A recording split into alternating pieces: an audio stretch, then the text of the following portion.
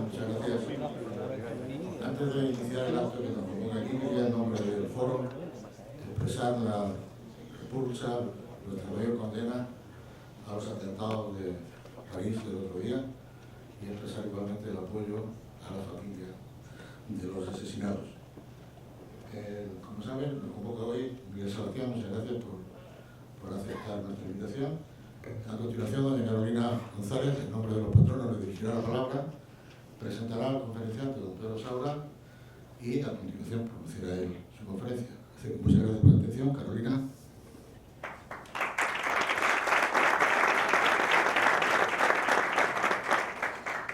Hola, buenos días. Don Miguel Sebastián, don Pedro Saura, patronos, amigos que estáis compartiendo con nosotros este almuerzo. Es un honor para mi empresa Altadis poder presidir hoy este foro y daros la bienvenida en nombre de todos los patronos. Esta mañana, cuando estaba viniendo para acá, estaba pensando un poco cómo podía presentar este acto. Y la verdad es que me ha venido a la cabeza un poco lo que define a este foro, al Foro Nueva Murcia, que es un encuentro empresarial para el debate de ideas. Y creo que debate de ideas es lo que ahora mismo define el momento que estamos viviendo. Ideas que no solamente necesitamos las empresas, también los ciudadanos, y un debate equilibrado y sostenible que nos dé un poco un horizonte para este año que comienza y este futuro que comienza, y que nos dé un poco de espíritu y de esperanza para lo que nos viene. No tengo más que decir, voy a dejar paso a don Pedro Saura, que va a presentar a nuestro ponente, y darles las gracias por estar aquí con nosotros.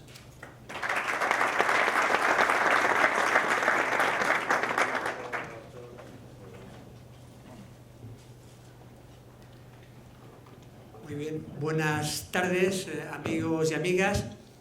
En primer lugar, quiero agradecer al Foro Nueva Murcia la posibilidad de poder dirigir estas palabras y de presentar a Miguel y presentar su último libro.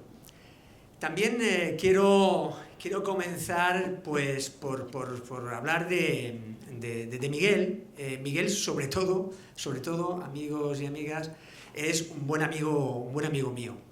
Es una persona valiente, un economista muy brillante, ya lo verán a continuación, muy brillante, con una carrera profesional y académica excelente, que tuvo la valentía de dejar parcialmente, apartar esa gran carrera profesional y académica para dedicarse a la política. Y yo creo que sinceramente ha aportado muchísimo a la política y al debate político español, muchísimo.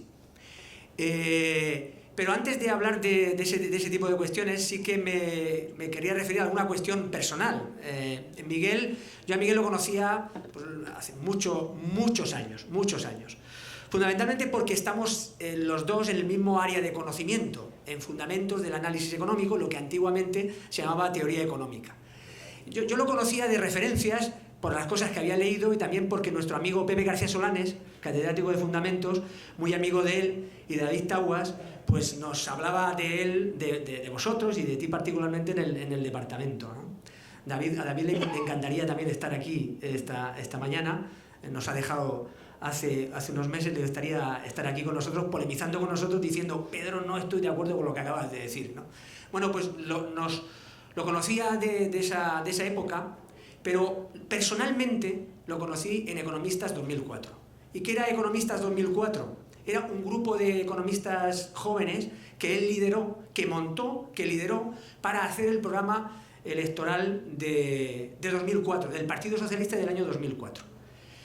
Y en el año 2004, se lo decía ahora a la entrada, Miguel vino a Murcia a apoyar mi candidatura. Yo en 2004 me presentaba como candidato número 1 a las elecciones generales de 2004. Y vino Miguel. Estuvimos en la Facultad de Económicas, y con Miguel venía otro economista llamado Pedro Sánchez, en aquel momento, en 2004. Y bueno, hicimos en aquella campaña, bueno, aquel día no se me olvidará, porque dijo Zapatero que iba a nombrar ministro de Economía a Miguel Sebastián. Entonces se montó un pollo mediático, Miguel no podíamos hablar con él, estaba liado con el teléfono. Bueno, en fin, lo conozco desde hace muchísimo tiempo, pero lo que a mí más me ha impactado profesionalmente y políticamente, y es su gran aportación, es que cuando todo iba magníficamente bien desde el punto de vista económico, en 2003, 2004, él dijo que esto no iba tan bien y que nos íbamos a pegar una, entre comillas, una leche muy grande a la vuelta de la esquina. Y cuando nadie quería decirlo, él lo dijo, lo planteó y lo llevó, está escrito en el programa electoral del Partido Socialista del año 2004. Es decir, puso en aquel debate la productividad en el centro del debate político. Y bueno, muy poca gente en aquel momento tuvo la valentía de decirlo y él lo puso encima de la mesa. Yo brevemente quería contaros porque yo me he leído el libro, del principio al final. ¿De qué va el libro? El libro no va de los años de la crisis económica. No, el libro va de cómo se incubaron las distintas burbujas inmobiliaria, energética, de infraestructuras, entre 1996, 1997 y principios de los años 2000. De eso va el libro, de cómo se incubaron esas burbujas. Y va de otra cosa también, de lo difícil que es pinchar una burbuja cuando ya está en marcha. Y sobre todo cuando has perdido el instrumental de la política monetaria. De eso va el libro. Y hay una tercera cosa que para mí es, digamos, la conclusión más importante, la moraleja más importante. Y es que lo que hay que hacer es no dar lugar a que se monte la burbuja. Es decir, hay que plantear, hay que prevenir, hay que evitarlo, entre otras cosas, concienciando a la gente de que en economía no hay atajos, que solo hay premio si hay esfuerzo. Esta es, digamos, la conclusión, la moraleja más importante, que tiene que haber indicadores previos, ex ante, para que efectivamente eso se tenga que evitar, porque luego es muy difícil.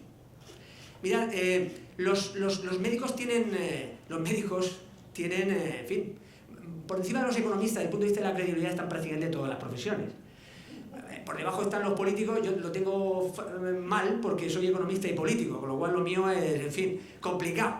Pero los médicos están a la cabeza. Entonces, cuando alguien tiene una enfermedad, cuando tenemos un problema gordo, vamos al médico y nos dice: tú tienes un cuadro complicado, tienes que medicarte, hacer una dieta, esa dieta y esa medicación tiene sus complicaciones a corto plazo, pero a medio plazo va a dar resultado. Y tú le haces caso de pie, digamos, de la A a la Z. ¿Qué pasa con un economista? Dice, bueno, hay una burbuja, hay indicadores de que esto digamos, los precios están por encima de los fundamentos de la economía, lógicamente hay que tomar medidas, bueno, hay que frenar el crédito, los bancos tienen que tener más capital para que efectivamente les cueste más dar crédito. Bueno, pues resulta que nadie hace caso a un economista para que efectivamente a medio plazo estemos mejor. Bueno, de esto va básicamente el libro. Yo lo que termino ya, lo que quiero decirles es que el libro termina con los retos. Una parte interesante, aunque no es el objetivo del libro, pero termina hablando de los retos. Prácticamente estoy de acuerdo con todos ellos. Yo lo voy a resumir a mi manera. Yo creo que efectivamente la economía española necesita un cambio serio, estructural, porque, vamos a ver, al final el bienestar, la renta per cápita, vienen a ser lo mismo, porque los países que tienen más nivel de renta per cápita son prácticamente los países que más nivel de bienestar tienen, y menos desigualdad, etcétera, etcétera. Luego, la renta per cápita al final es un producto de la productividad por las personas que trabajan, las personas en edad de trabajar en relación a la población. En ambos casos, España está regular, tirando a mal. Por tanto, si uno de los aspectos es la productividad y el camino es un modelo o una política que apuesta por hacerlo más barato de manera permanente, una devaluación permanente de la economía, eso no tiene futuro. Es decir, porque alguien siempre lo hará más barato. Tienes que apostar por otro modelo, otra política, otro traje económico que apueste por el trabajo bien hecho, por la calidad y por la excelencia, para incrementar la productividad. Y esto es lo que, a mi juicio, está pasando en nuestro país. En nuestro país hay una política económica que tiene como objetivo la devaluación permanente. Y eso no tiene futuro. Ese cambio estructural de la economía se debería fundamentar, en el libro se cuenta, sobre 3 grandes patas.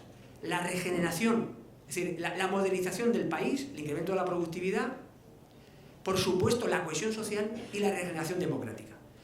Vamos a ver, en el pasado el crecimiento económico aseguraba la cohesión social, pero con contratos de 200 o 300 euros eso no garantiza la cohesión social. Pero tampoco la cohesión social por sí garantiza el crecimiento. Hay muchos países en el mundo que han apostado por la igualdad y no hay crecimiento económico. Al final tiene que haber una interrelación entre esos 3 factores: regeneración, cohesión social y crecimiento económico. Y con el tema de la corrupción, lo que quería decir es que efectivamente la corrupción tiene mucho que ver con un entramado complejo legislativo y administrativo que da margen a la discrecionalidad. A mi juicio, una de las causas de la corrupción está ahí. Por tanto, desde el punto de vista político hay que combatirla con reglas claras, con reglas sencillas, pero no solo porque socialmente sea bueno, sino porque no debe la administración parar la economía.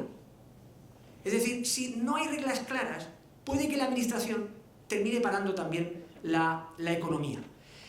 Ahora, hace unos minutos, en la reunión que hemos tenido previa, digamos, hay una preocupación sobre si la política no le va a poner un añadido al problema económico que tenemos.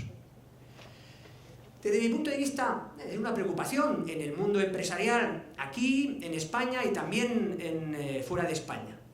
A mi juicio no, pero conviene que pensemos un poquito. Vamos a ver, la sociedad española quiere que haya pluralidad. Eso es lo que quiere la sociedad española. Pero eso es nuevo en Europa. No es nuevo en Europa. En Europa hay pluralidad y no hay prácticamente mayorías absolutas. Luego, el riesgo viene de no saber gestionar la complejidad política y territorial que ha venido para quedarse. Digamos, es el problema que tenemos que abordar. Y ahí, primero los gobiernos, los partidos, los políticos tienen que estar a la altura para gestionar esa complejidad que han pedido los ciudadanos. Por tanto, yo no veo tanto problema, es algo que ha venido para quedarse, tenemos que gestionarlo y en Europa ya se da. Y termino ya, amigos y amigas. Yo, digamos, con el libro prácticamente estoy de acuerdo, pero hay una cosa de las pocas cosas. Una, en la página 12 dice algo así, Miguel, bueno, conoce a pocos economistas que hayan criticado los problemas de los excesos y a ningún político que haya criticado los excesos de la burbuja. En eso no estoy de acuerdo, Miguel, contigo. Porque una buena parte de mi vida me la he pasado justamente, desde el punto de vista político, a criticar los excesos, que esos excesos iban a generar algún problema desde el punto de vista del medio plazo. Una región como la nuestra, que tiene un potencial inmenso. Yo cuando cuento en Madrid que somos... Se preguntan, bueno, ¿cuántos diputados sois en Murcia? 10. 10 en una provincia, 10, que somos 1,5 millones. Que somos más grande que Extremadura, que Aragón, prácticamente lo que Castilla-La Mancha. Murcia tiene una potencialidad inmensa. Miguel, la renta per cápita en 1995 de Murcia estaba de la media española a 2.000 euros. En 2014, la renta per cápita de Murcia sobre la media española está a 4.000 euros. Nos hemos alejado prácticamente el doble. Como os decía anteriormente, la renta per cápita es un indicador muy aproximado del nivel de bienestar. Una región que tiene potencialidad, una región que ha tenido la oportunidad del euro, a mi juicio, se podían haber hecho las cosas de otra manera.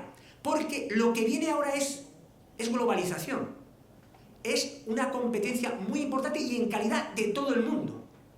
O sea que cuando nosotros aquí hablamos de calidad, hay muchos empresarios, es decir, lo de la calidad, es decir, en el mundo en vías de desarrollo, la calidad está ahí ya. Luego, con esa complejidad, tenemos que tomar decisiones. Yo soy optimista sobre el futuro, pero a mi juicio, desde el punto de vista de la política económica, tanto en España como en Murcia, más que un recambio, se necesita un buen cambio. Muchas gracias y tiene la palabra Miguel.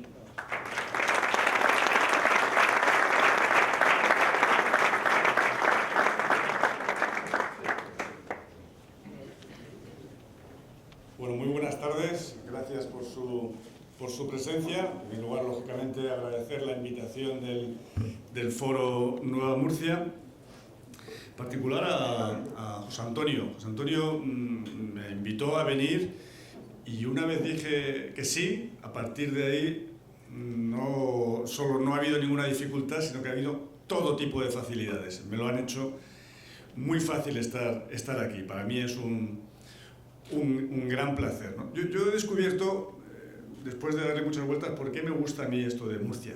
Es que me gusta hasta el acento. ¿Y esto por qué es, no? Un tío de Madrid y tal. Cuando murió mi padre, nosotros somos muchos hermanos, yo heredé un cuadro relativamente pequeñito que estaba así un poco escondido en casa de mi padre, de mis padres, de mi bisabuela. Claro, lógicamente, como heredé ese cuadro, me tuve que enterar. Y esta mujer, ¿quién era? Mi bisabuela, ¿no? Mi bisabuela, Carolina Valcárcel, era de Mula. Y luego se fue a vivir a Cartagena, familia de marinos. De hecho, mi abuelo y mi tío abuelo murió en la guerra de Cuba y mi abuelo peleó en la guerra de Cuba. Yo soy bastante mayor, aunque no me parezca, ¿no? Entonces, ahí yo creo que ahí me viene. Al final he descubierto que tengo sangre murciana. Por eso me gusta estar aquí y les agradezco por eso la invitación. Le agradezco mucho a Pedro la presentación que ha hecho. De hecho, yo creo que ya podríamos pasar a las preguntas e irnos a comer, porque ha hecho un resumen del libro. Ha hecho el mejor resumen del libro que yo he oído. Bueno, al margen de que estemos en desacuerdo, lógicamente, con algunas frases o no, el mejor resumen. Este libro lo que busca es analizar lo que nos ha pasado, yo creo que bastante objetivamente, porque el libro es crítico, pero también es autocrítico, lo que nos ha pasado en España. Y lo que nos ha pasado no es que estábamos muy bien y vino una crisis internacional, Estados Unidos y por ahí, y aquí no nos dimos cuenta a tiempo y nos pilló desprevenidos y la liamos. No. Lo he dicho en la reunión privada y lo digo en la pública. Yo siempre he dicho, algo que le encanta a Elena Salgado, que para mí en economía, en política económica, el mejor zapatero es el del 10 y el del 11. Regular, el del 8 y el 9. Y el peor, 2004 a 2007. Y de ahí me voy para atrás. ¿Y por qué el peor 2004 y 2007? Y hay autocrítica porque esos años, una parte, no toda, pero una parte, estuve en Moncloa hasta el 2006, ¿no? ¿Por qué es el peor? Porque seguimos la estela de lo que había venido heredado de la etapa de Aznar, ¿no? Y de eso va el libro, ¿no? El libro, un poco el mensaje que es el que ha dicho Pedro, que es que la entrada en el euro, al contrario de lo que muchos anticipaban, nos anestesió, nos drogó como país. Y esa anestesia nos impidió ver los verdaderos problemas que se estaban gestando y abordarlos. Problemas que hay que abordar durante los periodos de bonanza. Es muy difícil hacer las reformas en la crisis, y cuando se hace, y ahí llegaremos, la agenda de reformas pendientes, yo lo que espero es que se aborden en la próxima bonanza, que espero que no sea falsa, sino verdadera. Voy a ir muy rápido, porque claro, si lo cuento todo además, pues no se van a querer comprar el libro. Entonces sería malo para mí, ¿no? Desde el 98 siempre he dudado dónde hay que poner la fecha del principio de los problemas, y yo lo que he dejado es, para no buscar una fecha con intencionalidad política, he buscado los datos. Y los datos, y los van a ver, ¿eh? Te lo dice claramente, empiezan los problemas desde el 98, que es justo la víspera del euro, pero ya de facto ya estábamos entrando en el euro, ¿no? Hasta el 2008, principios, la economía española presenta estos resultados. El PIB real creció un 42%. Real. Entonces, casi de economía emergente de las potentes, ¿no es cierto?, de las asiáticas, ¿no? La tasa de paro bajó 10 puntos, del 19 al 9. El déficit público bajó 5 puntos, del 3 y pico que había en el 98 al superávit del 2% de Zapatero en el año 2007. La deuda pública bajó a 28 puntos y la prima de riesgo nula o incluso negativa. Hubo años donde pagábamos menos por los bonos que la propia Alemania. Esto externamente se calificó como el Spanish Economic Miracle, el milagro económico español, y internamente como el España va bien.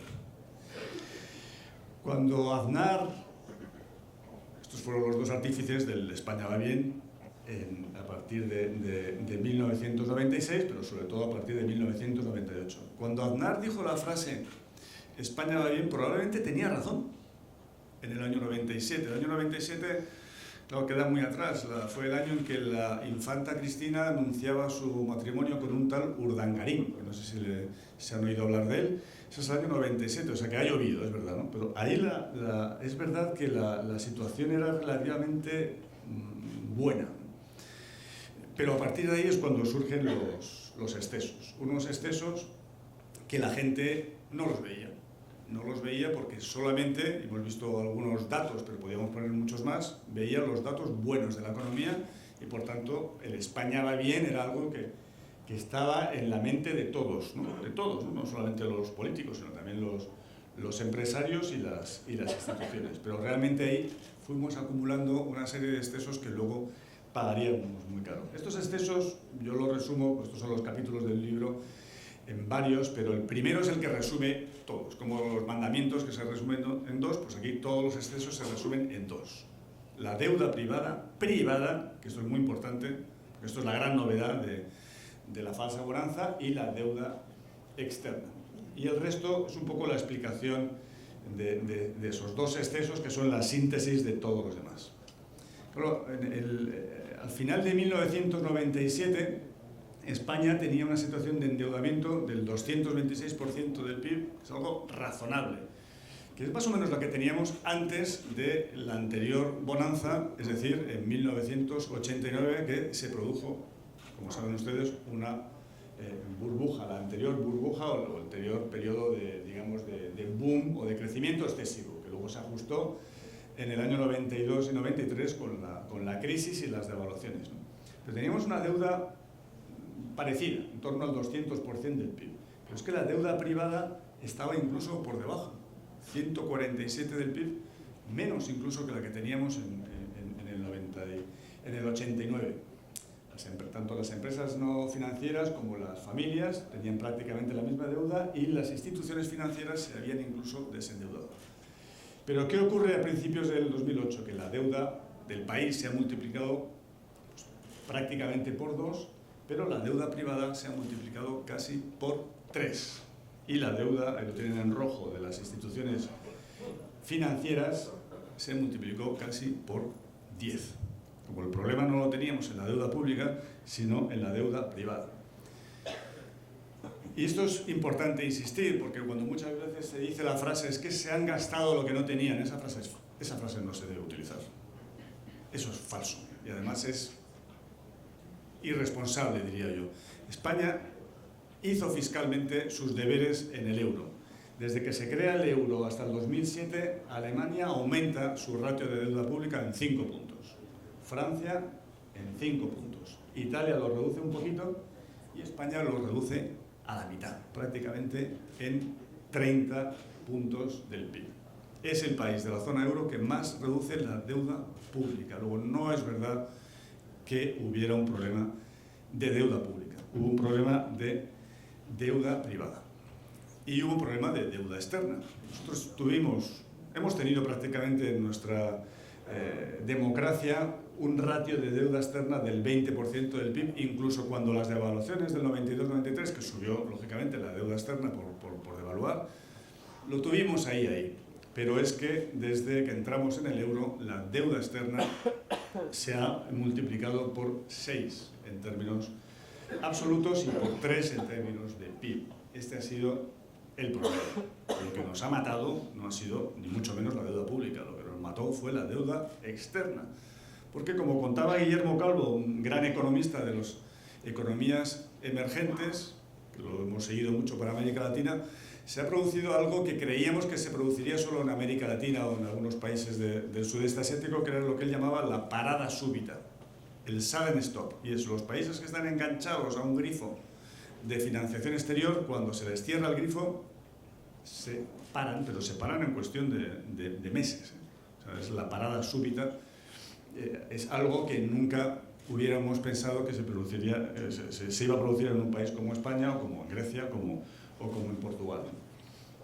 ¿Y de dónde viene esta deuda externa? Pues viene de este déficit por cuenta corriente. Entonces hemos tenido en nuestro país un déficit por cuenta corriente promedio del 1,4%, que no es bajo, pero bueno, manejable, y una vez entramos en el euro, está claro el gráfico, que el problema lo tenemos en cuanto entramos en el euro, se nos va el déficit por cuenta corriente hasta el 10% del PIB.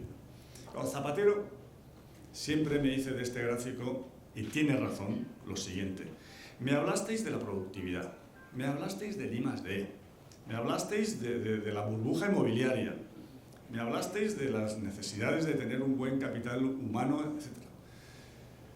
Pero nadie me habló del saldo por cuenta corriente.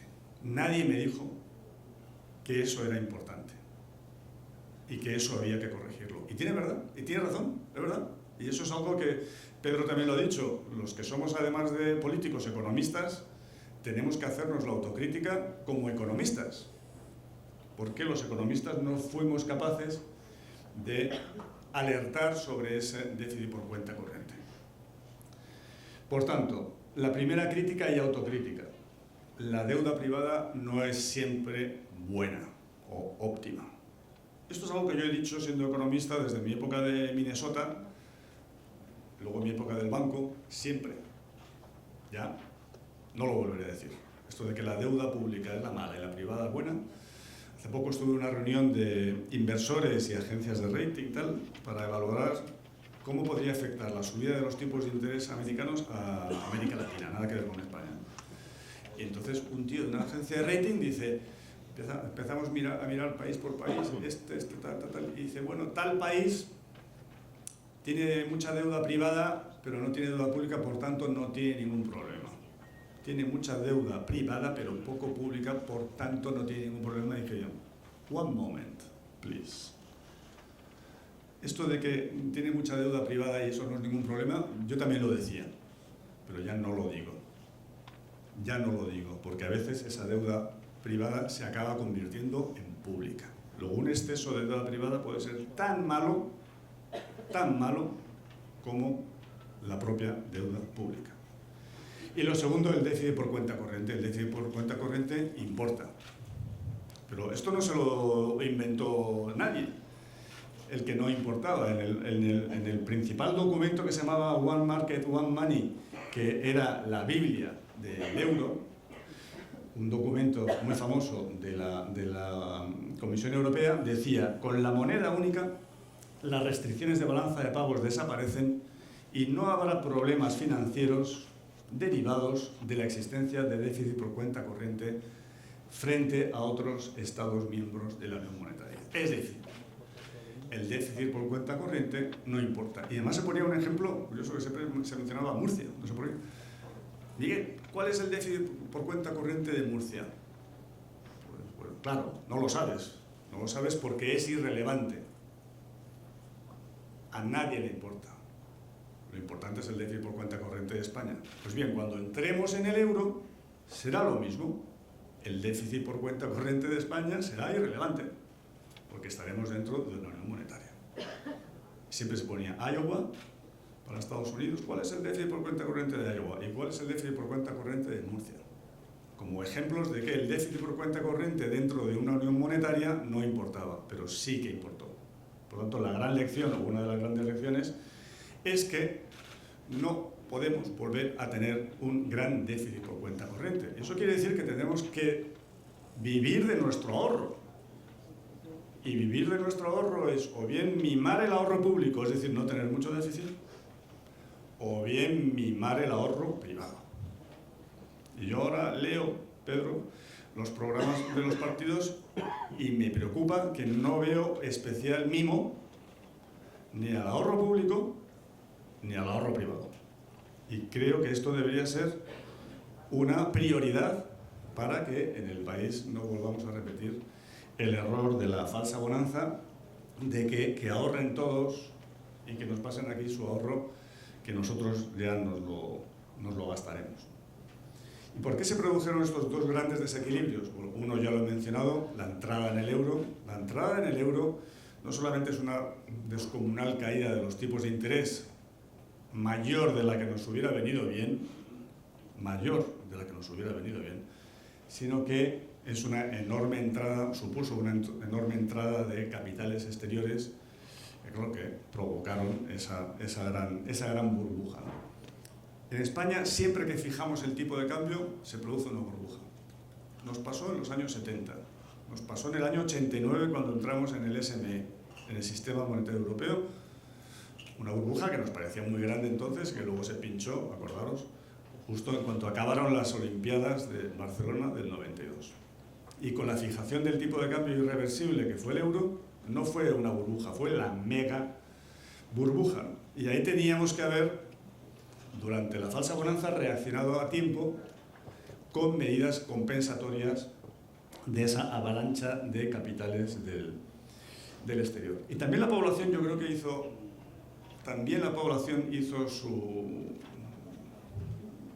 actuó como un desencadenante, ¿no? En el año 96, yo recuerdo que trabajaba ya en un banco y causó una verdadera conmoción que la ONU dijera que íbamos a pasar de más o menos 40 millones de habitantes a 30 en 2050. Es decir, íbamos a perder, sin ninguna guerra, claro, sin nada, ¿no? Natural. Íbamos a perder la cuarta parte de la población en España. Y esto provocó una auténtica conmoción.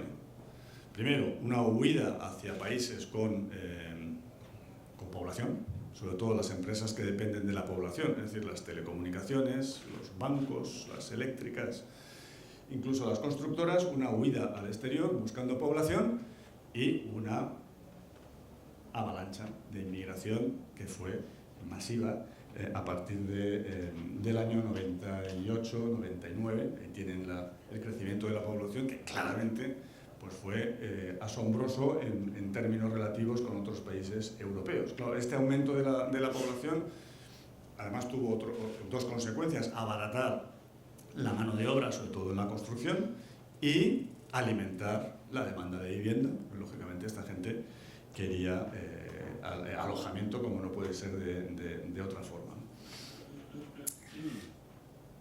Con la bajada de los tipos de interés, los bancos, y recuerdo que yo estaba en un banco donde se debatía mucho, dijeron, claro, al bajar el tipo de interés nos baja nuestro margen de intermediación. ¿Cómo podemos, y esto además no lo podemos evitar, entonces cómo podemos compensarlo? Con volumen.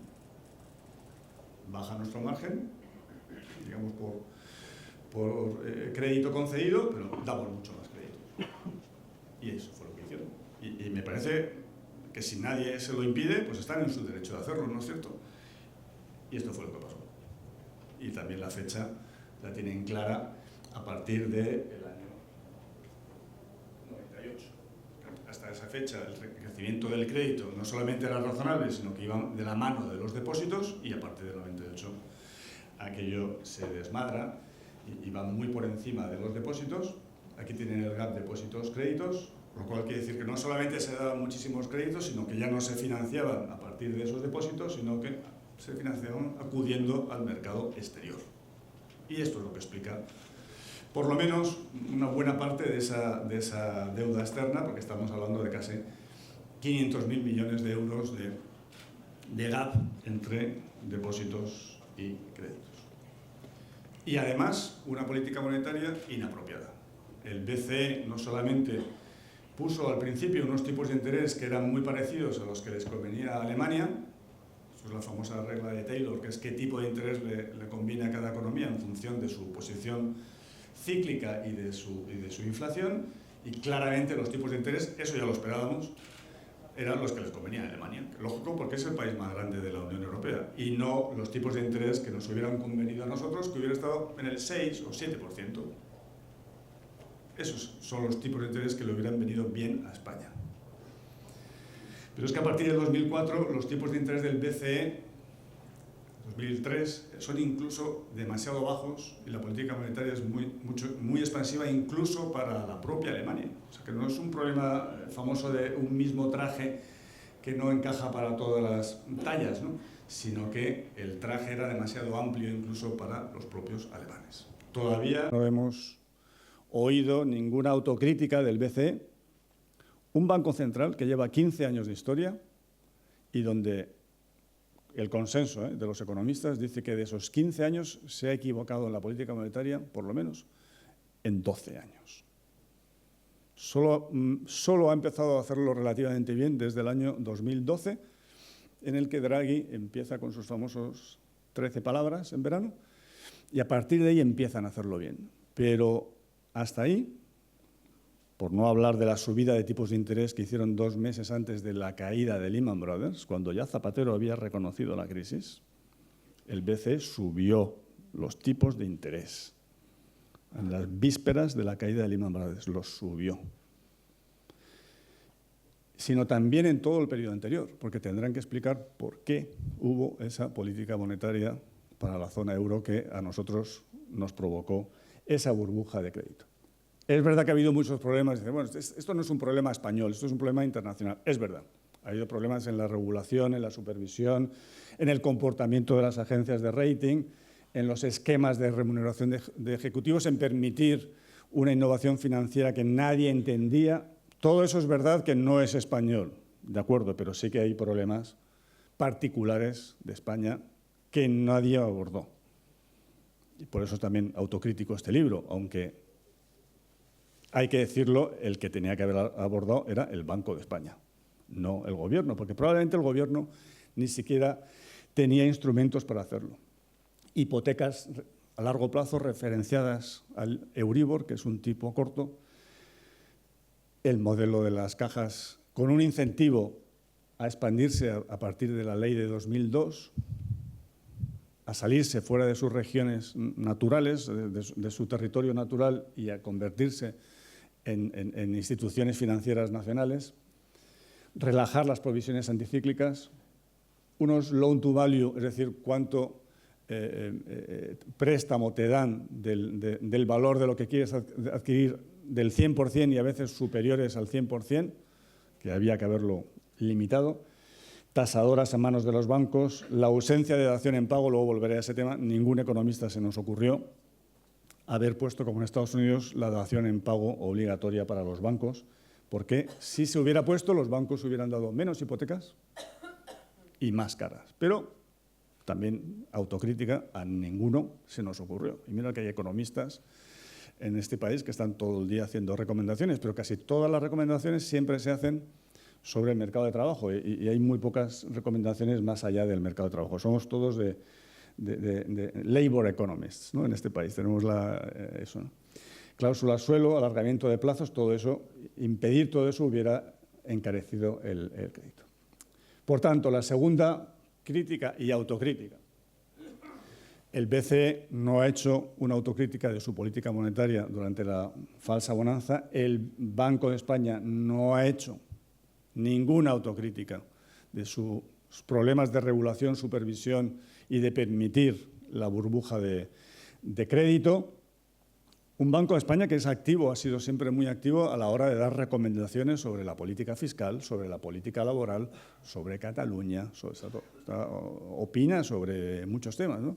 Pero jamás le hemos oído reflexionar sobre lo que de verdad a la institución le compete, ¿no? Ni tampoco por parte del sector financiero. Es verdad que me han dicho que no tenía que haber contestado al presidente de un banco que dijo el otro día, me gustaría un gobierno fuerte y estable. Yo le contesté, pues a mí me gustaría bancos solventes y estables. Puestos a pedir, ¿no? Pero creo que las instituciones financieras españolas también deberían haber hecho autocrítica de este periodo y no lo han hecho. Dicen, bueno, es que algunas no han recibido ayudas. Por supuesto que todas han recibido ayudas. Algunas ayudas explícitas, ayudas públicas me refiero, y otras ayudas implícitas, como son las líneas de crédito del BCE o los propios activos fiscales diferidos, que es una forma implícita de ayuda pública, pero ayuda pública en cualquier caso. Pero es verdad que tenemos que hacer como políticos, ¿no? o miembros del gobierno una autocrítica y como economistas de que no se nos ocurrió establecer medidas regulatorias que frenaran el exceso de crédito. La burbuja inmobiliaria. La burbuja inmobiliaria a mí me gusta distinguir, porque creo que es útil la distinción entre burbuja y boom. Yo llamo burbuja a un aumento exagerado de los precios, es decir, por encima de un precio fundamental. Esto es más o menos el gráfico que hicimos en el artículo que ha mencionado Pedro cuando estábamos en el BBV, diciendo hay una burbuja inmobiliaria en ciernes en el año 2002, pero fíjense que en el año 2002 la burbuja era del 20%, pero es que luego llegó hasta más del 100% de desviación de lo que debía ser un precio razonado o razonable explicado por los fundamentales, ¿no? La oferta y la demanda. Claro, el problema de estas burbujas es que tienen un problema de medición y que no se confirman hasta que no se pinchan. ¿Y qué se puede hacer ante una burbuja, ¿no? Porque siempre ha sido la gran pregunta, ¿no? Pues hay tres opciones. Una, nada, no hacemos nada y esperar a que se pinche. Dos, intentar pincharla, si puedes, con herramientas o bien monetarias, que ya no las tienes porque dependes del BCE, una vez estás en el euro, o fiscales o regulatorias. O tres, tratar de contrarrestar la burbuja, que es una burbuja de demanda con más oferta. Y eso fue exactamente lo que se hizo. Una entrevista que hicieron en un programa de Salvados que yo participé sobre la burbuja inmobiliaria, Cascos, que era el ministro de Fomento, decía, ¿cómo que no hicimos nada con la burbuja? Si hicimos la ley del suelo para que se construyera mucha más. Y se frenó. Claro, si tienes razón. Estoy seguro de que tienes razón. Que gracias a que se construyó mucho más, se frenó la burbuja de precios, pero se creó un problema peor que la burbuja de precios, que fue el boom. Y el boom es lo que no se tenía que haber hecho para frenar la burbuja. Y yo pongo en el libro un ejemplo que ya es bastante conocido, que es el de los tulipanes. En Holanda, en el siglo XVII, se produce una burbuja de precios de tulipanes. Se llegó a pagar por este tulipán, este bulbo que tienen a la derecha, se llegó a pagar el equivalente a 40 años de salario, o el valor de una gran mansión, por un solo bulbo de tulipán. Y de repente esa burbuja se pincha y claro, esto provocó una enorme pérdidas, ruina de mucha gente y una depresión en el país. Pero pudo haber sido peor. Imagínense que a alguien se le ocurre, oye, que están subiendo mucho el precio de los tulipanes. Pues vamos a sembrar toda Holanda de tulipanes.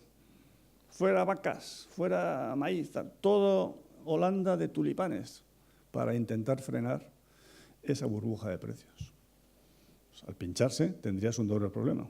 El pinchazo de la burbuja y su impacto financiero y la depresión de tener a toda la gente trabajando o involucrada en los tulipanes. Y eso fue exactamente lo que hicimos en España. Llenamos España de tulipanes. Es decir, en el año 2003 construimos más viviendas que en Alemania, Francia, Italia y Reino Unido juntas. 600.000 viviendas. Y alguien puede decir, bueno, esto tuvo que ser un motivo de alarma, ¿no? De preocupación, ¿no? No. Fue motivo de orgullo patrio. Estamos construyendo más, lo tienen en las hemerotecas y con vídeo, todo con audio. Estamos construyendo más viviendas que en Alemania, Francia, Italia y Reino Unido, todo. Yo soy español, español, español. Y nadie, y ahí Pedro, es en lo que digo la frase que no te gusta, nadie dijo, esto es una barbaridad. Pero no se dan cuenta que esto es un disparate, que esto no puede ser. Yo, desde luego, no recuerdo a nadie que lo dijera. Es verdad que entonces no había unos medios, digamos, tan sensibilizados como hay ahora sobre la economía. Pero, desde luego, yo no recuerdo que nadie dijera que esto es un disparate, sino que era un motivo de alegría y de orgullo patrio, ¿no? Claro, no es verdad que la construcción y el boom inmobiliario favoreciera a los bancos y a las constructoras. No es verdad. Favorecía a todo el mundo, a las eléctricas, a las de telefonía, a los de la madera, a los de la cerámica, a los de los muebles, a los registradores, a los notarios, a las agencias, a los abogados, a todo el mundo. Las ferreterías, los comercios. Eso te lo dice el sentido común y te lo dicen las tablas input-output. Las tablas input-output. La cerámica, el 86% depende, lógicamente, de la construcción. El 25% de la madera, pero incluso el comercio al por menor y al por mayor depende en un 25% del sector de la construcción. Por lo tanto, cuando todo esto se hundió y también los ingresos de las administraciones públicas, de los ayuntamientos y de las comunidades autónomas, cuando todo esto se hundió todo, y no solo el sector de la construcción. Por eso hay que explicar, no solamente es la caída de un sector que llegó a aportar el 10%, sino todo lo que arrastró. ¿Por qué no pinchasteis la burbuja? Esta fue la pregunta que me hizo uno de mis mejores alumnos, que fue Tano Santos. Me dijo, tengo ganas de preguntarle a Miguel por qué no pincharon la burbuja si él la vio. Y esa pregunta es la pregunta más difícil, ¿no? Yo, después de darle muchas vueltas, y en el libro lo explico, creo que la conclusión a la que llego es que es imposible pinchar una burbuja. Es imposible por 3 motivos. Lo primero, porque es muy difícil el diagnóstico. Muy difícil. Una burbuja, cuando estás aquí y dices una burbuja, y imagínate que alguien te cree, tú estás asesorando a una empresa o a un fondo. Hay una burbuja. Ojo, vende. Y al trimestre que viene, un 10% más de subida. Ojo, que hay una burbuja, tal. Pues al trimestre que viene, otro 10% más de subida hasta que te echan. ¿No? Te echan. Oye, este tío fuera, oye tú, que nos está haciendo perder dinero. Claro, y luego se pincha y dice, es verdad, ¿dónde está este que echamos? Había una burbuja, es verdad. Pero claro, ya es demasiado tarde. No es fácil el diagnóstico. Yo pongo en el libro el ejemplo de Newton. Todos en esta sala estaríamos de acuerdo que Newton ha sido de las personas más inteligentes de la humanidad. ¿No es cierto? Newton se arruinó en una burbuja, en la burbuja de los mares del sur. Tan fácil no debe ser. ¿No? Dificultad en los instrumentos. ¿Qué instrumentos hay para pinchar una burbuja cuando no tienes los tipos de interés? ¿Qué instrumentos tiene un gobierno? Reducir la deducción por compra de vivienda, es verdad.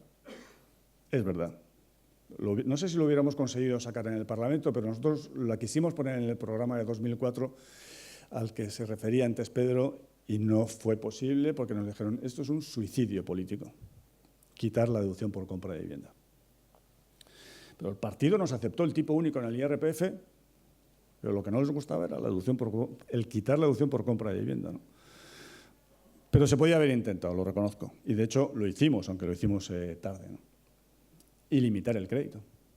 Pero ¿qué hubiera pasado si nosotros decimos, que no sé si podemos jurídicamente, pero lo planteo como economista, y los jurídicos de la sala, que me disculpen si es una barbaridad, pero a partir de tal fecha no se podrá pedir un crédito que supere el 50% del valor de la casa. Es decir, si usted se quiere comprar una casa, tiene que aportar una entrada del 50%. Loan to value del 50%. ¿Qué hubiera pasado? ¿Qué nos hubieran dicho? O las promociones inmobiliarias de no sé qué región,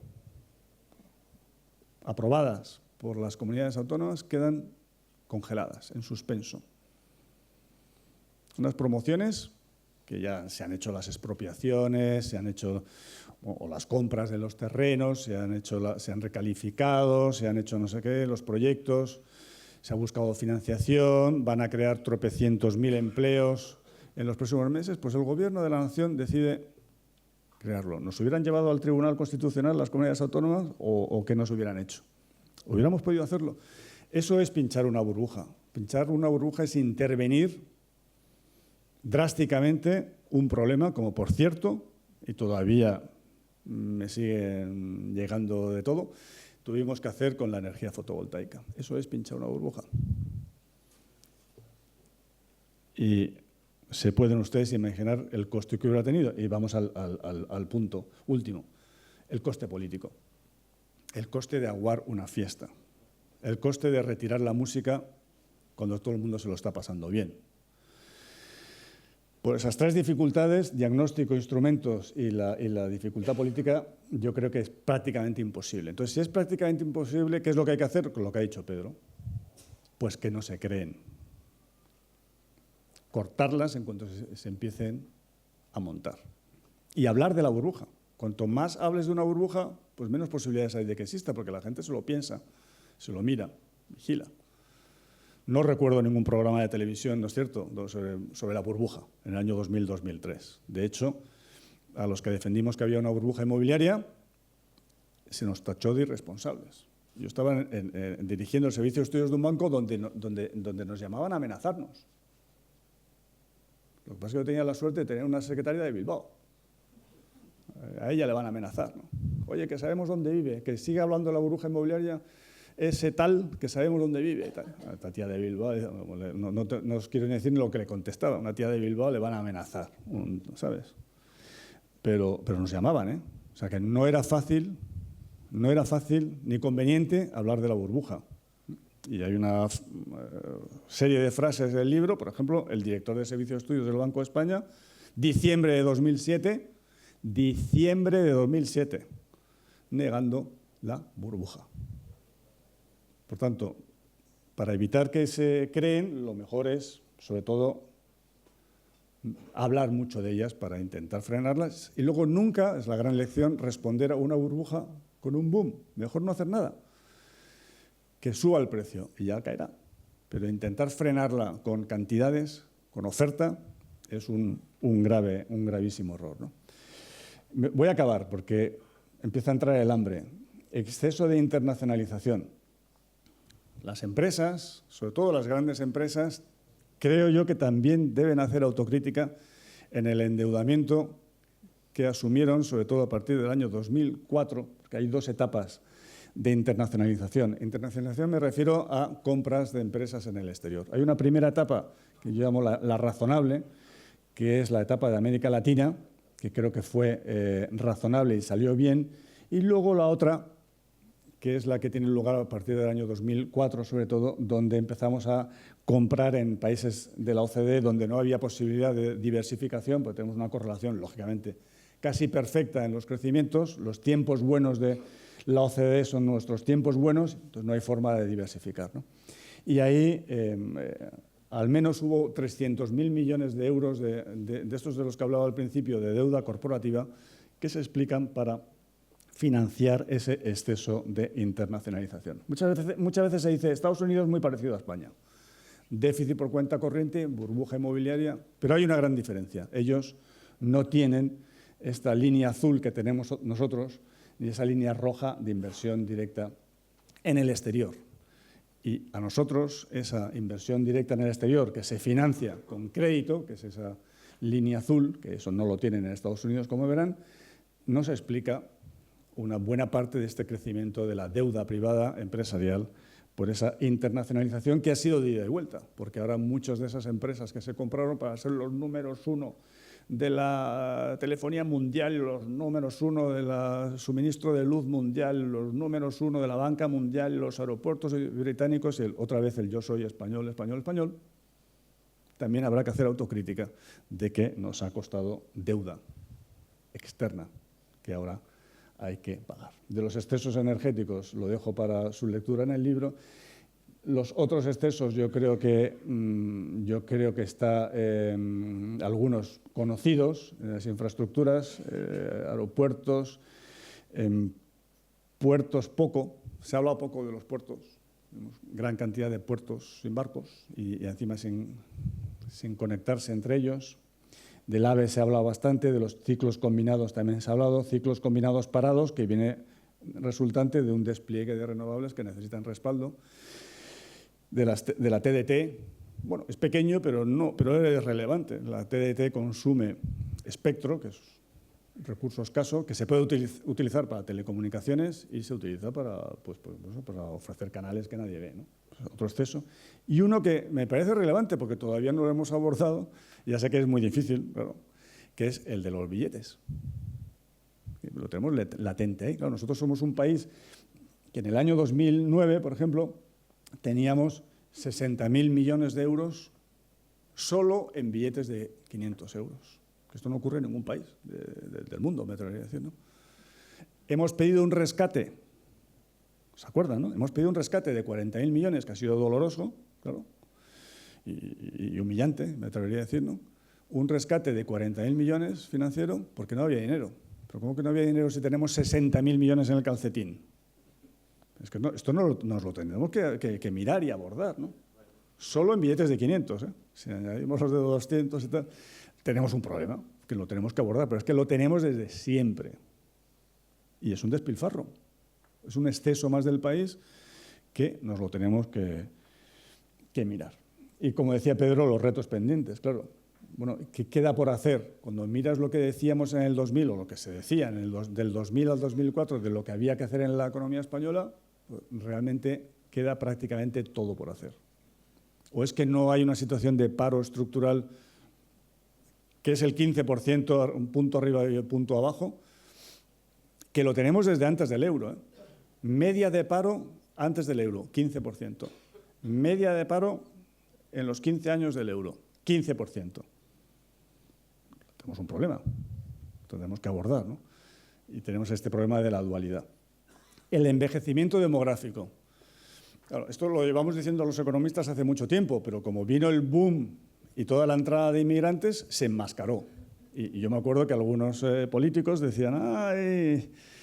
¿Cómo habéis metido la pata con lo de las pensiones? Ahí, el vaticinio. No. Lo que pasa es que, claro, la entrada de población joven en edad de trabajar y no pensionistas lo retrasó. Pero el problema lo tenemos y el sistema de pensiones ya está en déficit y hay que abordarlo. Y Zapatero creo que tuvo el gesto valiente de retrasar la edad de jubilación, para mi gusto poco, 2 años, y aparte de no poder salir a la calle, es que ahora vienen partidos modernos de Dinamarca y no sé qué, que quieren volver a los 65. Es que este es un problema muy serio que lo tenemos que abordar, porque es que si no, al final se tendrá que abordar con impuestos, porque no vamos a dejar a la gente sin pensión, ¿estamos de acuerdo? Entonces, si no se aborda, se tendrá que abordar con impuestos, ¿no? El endeudamiento público y privado, ya me he referido, desigualdades sociales, territoriales, la falta de calidad institucional, que ya ha hablado Pedro de ella, insuficiente capital humano y tecnológico, un entorno empresarial poco competitivo, déficit por cuenta corriente, ya he hablado de él, la dependencia energética. Se han hecho cosas, pero seguimos con un problema de dependencia energética y en cuanto sacamos la cabeza nos olvidamos de él, ya queremos volver otra vez a correr, y venga, 130, somos ricos, nos gastamos todo lo que recibimos de turismo, nos lo gastamos en petróleo. Pero da igual, somos ricos. A 130. Los ingleses tienen petróleo y van a 110. Da igual. Los ingleses, nosotros somos ricos. 130, coño. La excesiva bancarización y el tamaño empresarial, el discurso de las pymes, que suena muy bien, es tremendamente nocivo porque es muy sobreprotector de unas pymes que queremos que crezcan.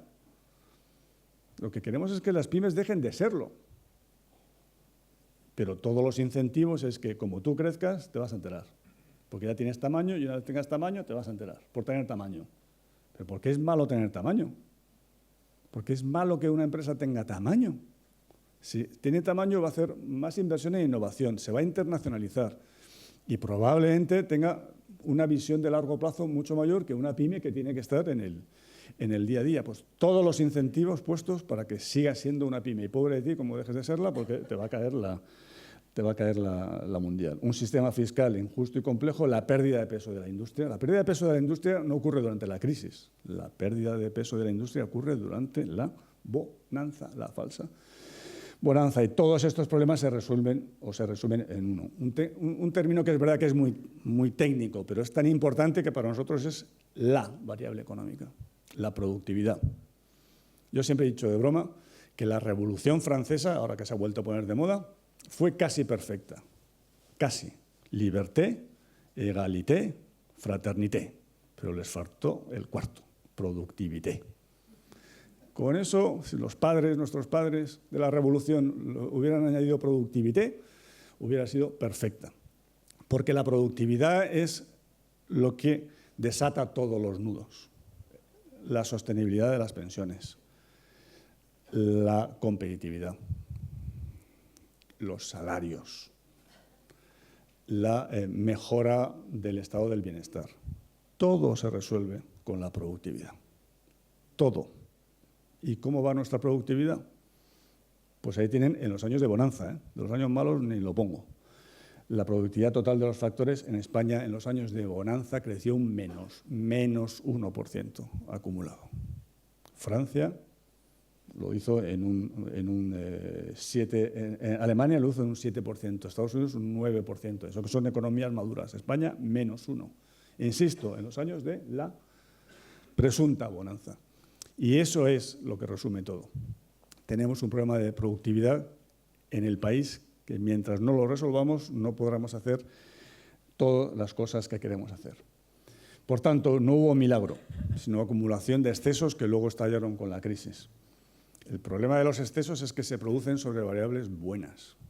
Si es un exceso de algo malo, colesterol malo, pues te lo miras, te subes, tal, pero un exceso de algo bueno, ¿qué es? ¿Es que no es bueno que haya crédito? ¿Es que no es bueno que haya renovables? ¿Es que no es bueno que haya vivienda y construcción? Por supuesto. ¿Es que no es bueno que haya internacionalización? Por supuesto. Pero el problema es el exceso. Hay un nivel para lo cual eso que es bueno se convierte en un problema. Y nosotros claramente sobrepasamos ese nivel. Hay un problema de instrumentos, hay un problema de economía política. El papel de aguafiestas, ¿quién lo puede cumplir? Y luego hay un problema de retos pendientes. Es imposible hacer reformas en una crisis. Las reformas hay que hacerlas en los periodos de bonanza. Y el problema es que los políticos, en los periodos de bonanza, prefieren no hacer nada, no vaya a ser que la vayamos a liar. Luego hay un problema de diseño institucional. Yo creo que eso se resuelve con diseño institucional. Es verdad que la integración europea nos quita instrumentos, pero nos va a dar un poco más de margen de alerta. Pero con esto termino. Ha habido una pequeñita alerta de un tío de la Comisión Europea que ha dicho, oiga, ustedes son el país de Europa con más déficit público, Moscovici, y le ha caído la del pulpo. Es de los pocos países, por no decir el único, que tiene déficit primario. Es decir, que además de pagar los intereses, gasta más de lo que ingresa. Quitando los intereses, ¿no? Ni Grecia, ni Portugal, ni Italia, todos tienen superávit primario. Usted, déficit primario. Y el mayor déficit público de Europa. Esto lo tiene que corregir. Y le ha caído la del pulpo. Es que es evidente que tenemos que corregir el déficit público. Pero es que hay alguien que lo pueda poner en duda. Pero no hemos dicho que tenemos que tener más ahorro público y privado. Y tener más ahorro público es un eufemismo para decir que hay que reducir el déficit público, es que es lo mismo. La del pulpo. Entonces, a pesar de ser una institución europea fuera, digamos, del debate político, no nos gusta que nos estropeen la fiesta. No nos gusta. Y sacamos un poquitín ya la cabeza del sector de la construcción, aquí se habla menos, pero en Madrid mucho, estamos con la operación Chamartín y la operación Campamento. Pues es lo que nos pone.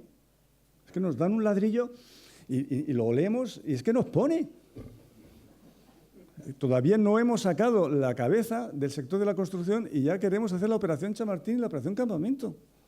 Por lo tanto, tenemos un problema de cultura como país. Y yo, en cambio, para acabar de forma optimista, yo creo que la nueva etapa política que viene, precisamente porque tiene que haber acuerdos entre los partidos políticos, aunque solo sea para gobernar, se nos abre una oportunidad muy buena para hacer las reformas y que pueda haber acuerdos políticos de legislatura para abordar todo lo todo lo que queda pendiente y que no se pudo abordar durante la falsa bonanza. Y ahora sí, le pido disculpas porque me pasa un poco de tiempo. Muchas gracias por su atención.